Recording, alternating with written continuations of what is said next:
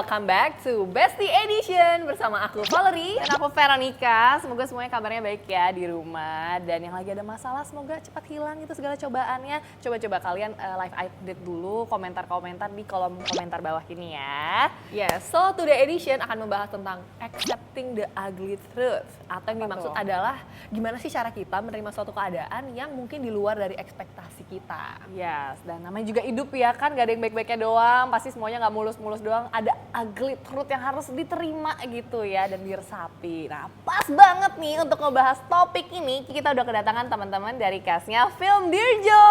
Please welcome, di sini ada Jordi, Anggika, dan juga Oma Widiawati. Yeay. Hai Besti. Hai. Nah, Gemes. di sini kan pasti sebenarnya udah pada kenal ya sama mereka. Jadi yang perlu dong. dikenalkan adalah peran-perannya mereka di film Dirjo itu sebagai apa aja sih? Boleh. Mulai dari Anggika dulu. Jadi saya Anggika Bolsruli di sini berperan sebagai Ella di film Dirjo. Oke, Jordi. Aku Jordi Pranata berperan sebagai Joshua. Oke, bukan Jo-nya nih bukan Bukan Jordi ya, Jordi. tapi Iya. Joshua. Oke, kalau Oma? Oma di sini sebagai Eyangti, Eyangnya Joshua. Joshua. Oke, ada kemiripan sih ya di sini ya. Rambutnya sama sih. Iya, rambutnya sama. Bener. Jempolnya mirip. Alright. Nah, jadi di film ini tuh Fer ya, itu mengangkat isu yang cukup berat atau sensitif sih bisa dibilang. Iya sih. Yaitu mengenai surrogate mother. Kamu pernah denger gak sih surrogate mother? pernah denger tapi nyebutin aja susah ya, surrogate mother. Ya atau enggak bisa dibilang juga ibu pengganti nih bahasa Indonesianya. Nah, boleh deh kita minta penjelasan dulu ya, kali cast-castnya ini kan lebih ngerti tentang isu ini gitu. Apa sih yang dimaksud sama surrogate mother? Siapa yang mau jelasin duluan? Nggak ada yang mau jelasin. Dari aku deh. Iya.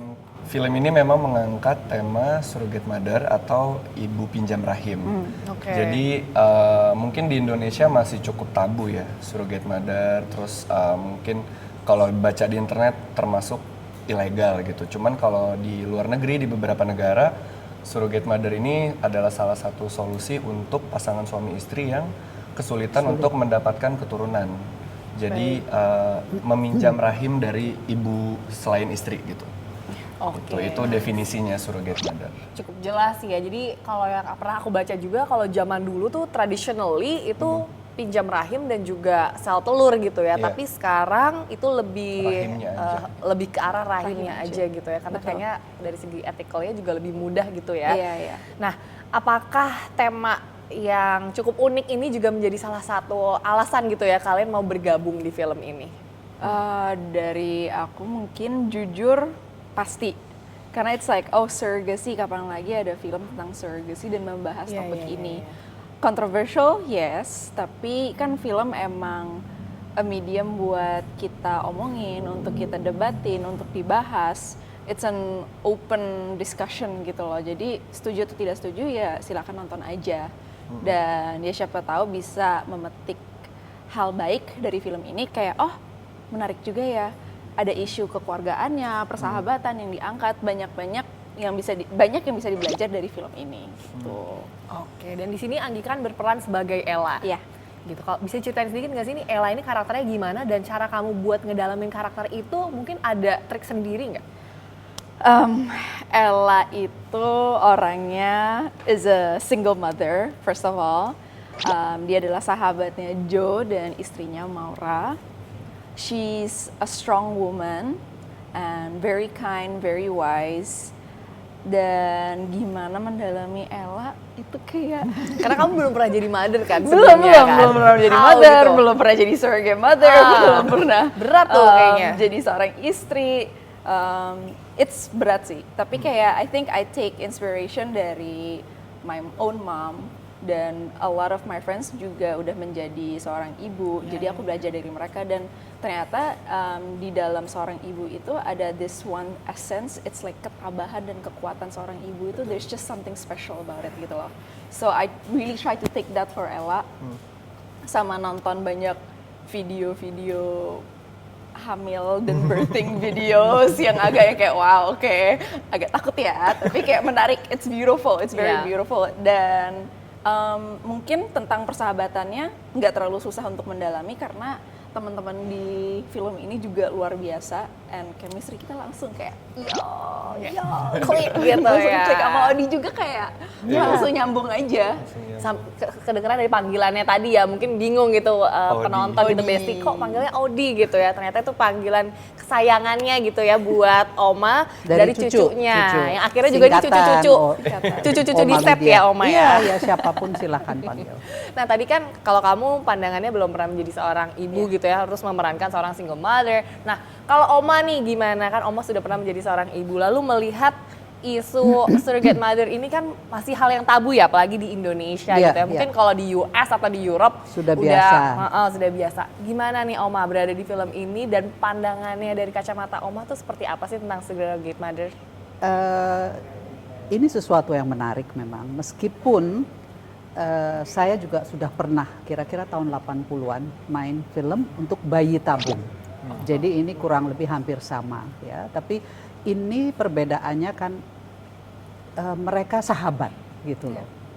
Sahabat yang meminta untuk meminjamkan, ini sesuatu yang sangat sangat baru, dan makanya saya terima dan melihat juga kebetulan sutradaranya Monty Tiwa, di mana saya sudah beberapa kali dengan Monty, dan dengan mereka yang awalnya ketemu sangat langsung akrab gitu. Jadi kita kan ada pendekatan dengan kita apa namanya reading. Kita reading itu kan satu pendekatan antara satu pemain dengan pemain yang lain. Jadi sesuatu yang menarik, dan sudah cukup lama saya di dunia ini yang tidak menjadi asing lagi. Tapi yang pasti di film ini memang menarik sekali ceritanya.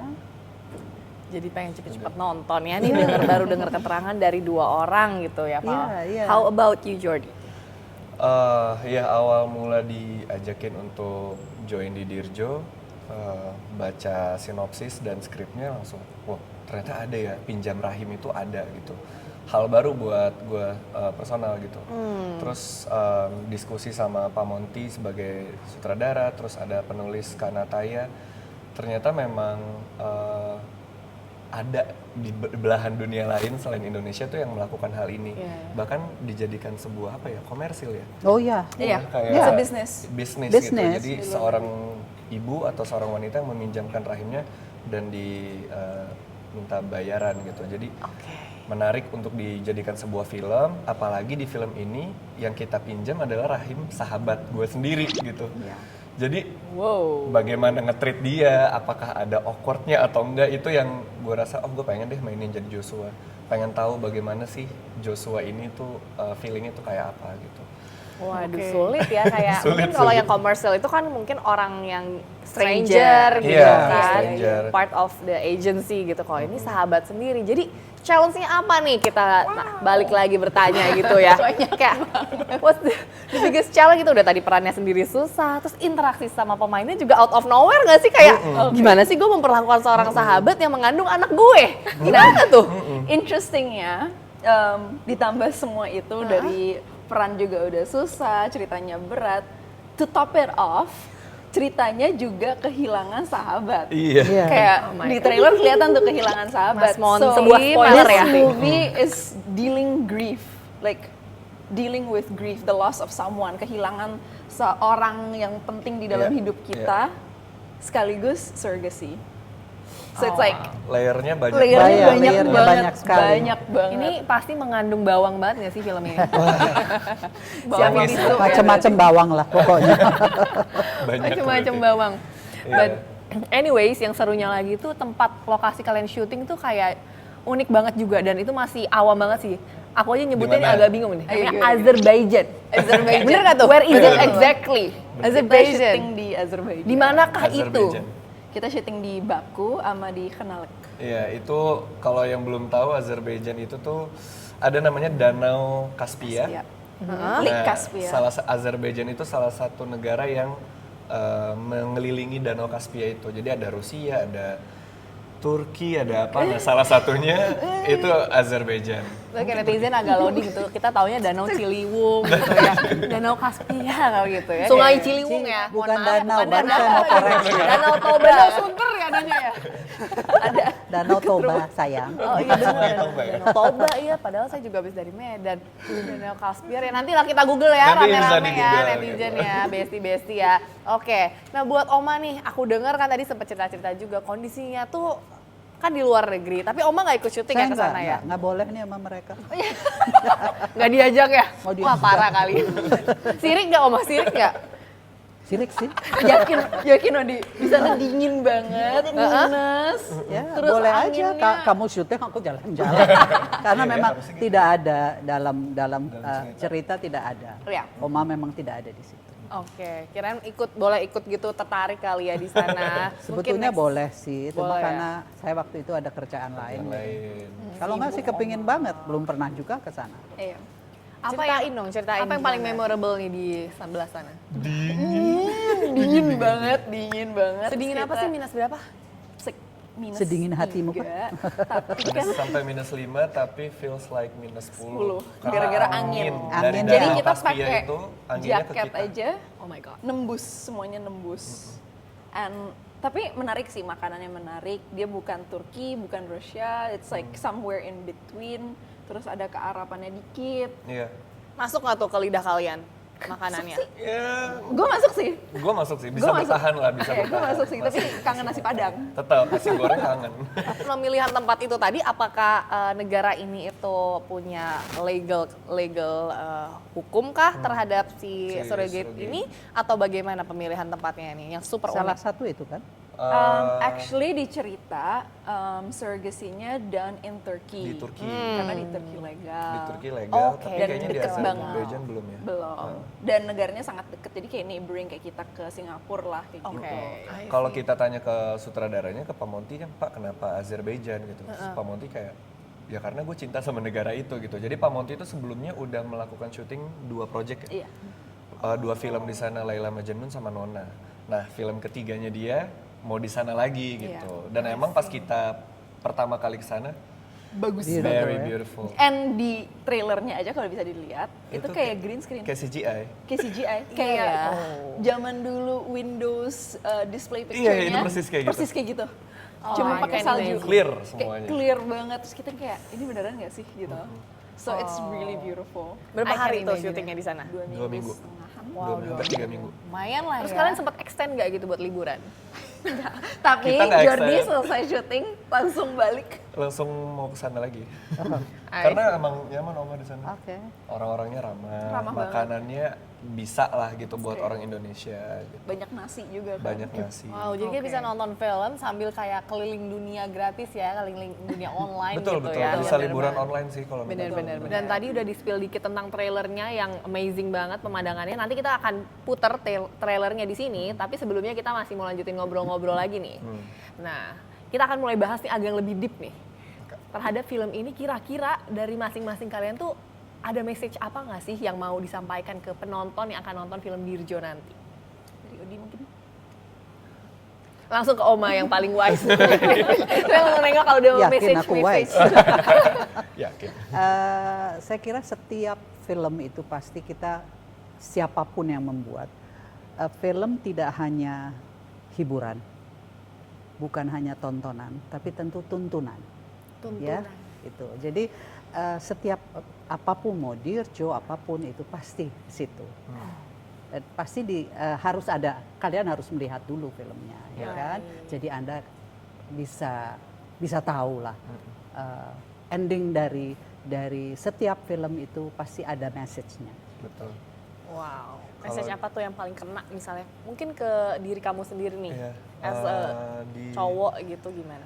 Di film Dirjo ini kan memang Joshua gitu, Dirjo kayak. Iya. Setelah mencoba menjadi Joshua beberapa bulan gitu dan melihat beberapa cuplikannya, yang bisa gua pelajari dari Joshua ini adalah kekuatan gitu. Bagaimana caranya dia berdamai dengan semua masalah yang datang, nggak berhenti di hidupnya dia, tapi dia memilih untuk nggak cuma diam gitu. Kayak yuk move on, kuat. Terus betapa pentingnya surrounding, keluarga, ada oma, ada sahabat gitu. Jadi memang sosok Joshua ini tuh akan mewakili sosok orang yang di dunia itu dikasih cobaan tuh dar, tapi dia akhirnya kuat dan badai berlalu, matahari terbit gitu. Jadi kita nggak boleh menyerah begitu aja sama masalah yang hadir di hidup kita. Itu yang gue pelajarin dari Joshua. Jatuh boleh, tapi harus bangun lagi. Mantap. Tepuk tangan dulu nih kita ya, satu tribun ini ya buat Joshua. Anyway, satu kata nih buat film ini, satu-satu dari kalian boleh ungkapin nggak? Satu kata buat film ini kira-kira apa nih? Bingung nih kayak kalau cuma satu kata. Kalau dari aku mungkin love. Karena love exceeds limits dan you can always find love in every situation. Betul.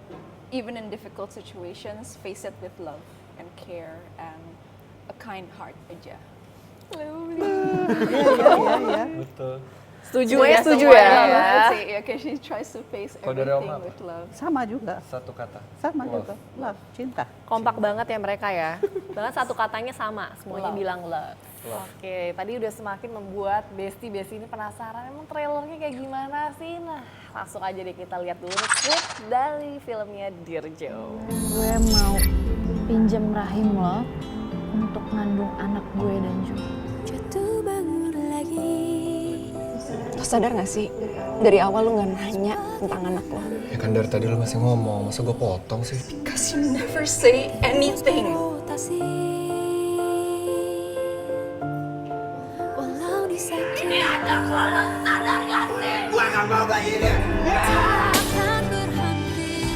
Galak. Oh wow. Wow, itu kayak baru awalnya doang udah kayak langsung masuk tuh ke dalam filmnya tadi kan yang kayak yang tadi kamu bilang CGI tadi itu ya.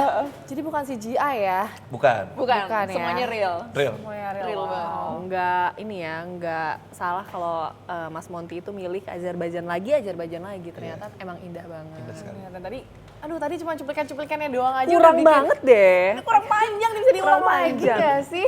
Nonton Aduh, dong tapi di nggak usah bioskop. deh, karena kita mau bikin Besti penasaran aja. Iya dong. Langsung aja nih kalian spill coba tanggal berapa kita bisa nonton dan di mana untuk film Dirjo ini. Dirjo akan tayang di bioskop tanggal 10 Agustus 2023 serempak di seluruh bioskop di Indonesia. Yeay. Jadi nantikan ya tuh tanggal 10 catet buat jadi orang yang pertama gitu ya nonton Dirjo ini. Aduh, karena menurut aku memang tadi sih isunya jarang banget sih dari sekian movie yang ada di Indonesia. Ini berani banget menurut aku ngangkat isu ini. Ternyata hidup itu memang tidak selalu berjalan sesuai ekspektasi nih Besti ya. Kalau dari pengalaman pribadi Besti juga pasti gitu ya. Kita punya plan gitu kan, tapi tetap yang menentukan mungkin yang di atas. Iya, Nah, betul. kalau dari pengalaman hidup kalian sendiri ada nggak sih yang agak kayak ya gitu sih, agak kayak dibecandain gitu kan? Udah punya plan nih misalnya apa? Misal contoh udah syuting film apa, tau-tau nggak tayang kayak Iya, gitu-gitu. Tuh iya, ada iya. nggak sih cerita-cerita kayak gitu? Ada, pasti ada. Banyak. Banyak banget. Lebih ke banyak ya? Apalagi dengan kerjaan kita, sometimes having a plan is good. It's a good thing. Tapi jalan hidup kita itu menurut aku ya, itu emang udah ditulis sama yang Tuhan. sama Tuhan, sama Allah. Ada kayak gitu. skenario-nya. Iya, ada betul. skenario-nya. Jadi ya ikhlas aja Ikhlas, sih. betul. Ikhlas dijalanin ya Odi kayaknya. Coba-coba nih Odi nih kayaknya ada yang terpendam nih. Ada cerita nih kayaknya. Enggak terpendam. Kalau saya lebih apa ya? Kita bilangnya lillahi ta'ala ya. Dari dulu tidak pernah mempunyai target. Wow. Saya tidak pernah punya target. Karena buat saya kalau kita punya target, katakanlah kita mau A, ternyata Ayo. tidak dapat. Akan kecewa, akan frustrasi dan lain sebagainya. Jadi dari dulu saya tidak pernah punya target. Mungkin saya agak aneh, tapi itulah saya gitu loh. Jadi menjalani hidup ya sudah begini aja. Karena saya yakin yang di atas sudah menentukan gitu. Jadi kita mau ke sana, mau ke ujung dunia, asal di atas bilang enggak, lo di sini. Ya sudah. Jadi saya tidak terlalu berharap banyak, meskipun ya Ambisi ada. enggak, justru nggak mau Nggak ada ambisi. ambisi. Tapi nggak mau, bukan ambisi, ambisius ya. Ambisius. Karena kalau ambisius itu ujung-ujungnya bisa menghalalkan segala cara. Betul. Iya. Jadi saya nggak mau ke sana gitu loh. Jadi saya merasa bahwa kita hidup itu kan anugerah, ya kan? Kita jalani aja. Benar. Ikhlas sih. Betul, kuncinya ya ikhlas. Wow. Jadi seperti Ini mendapatkan petuah lirik ya. saya, lirik kayak minta di skip gitu. Ya ada cerita-cerita baru-baru yang tidak seekspektasinya Jordi nih ya kan. Ya berbanding terbalik sih sama Oma gitu ya.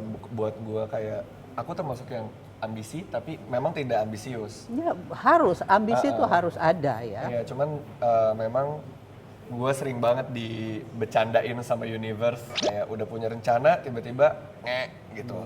Ntar dulu gitu.